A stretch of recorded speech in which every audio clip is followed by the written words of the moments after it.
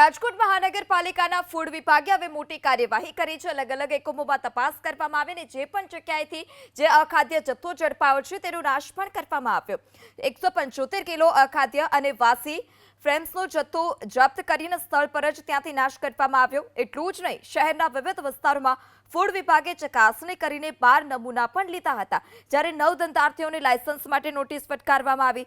Kalavad road પરની પ્રેમવતીમાંથી મોહનથાળ, મગજના લાડુ તેમજ ટેબલ રોડ પર આવેલા સ્વામી પ્રસાદમાંથી મગજના લાડુ અને અડદિયાના નમૂના પણ લેવામાં આવ્યા છે।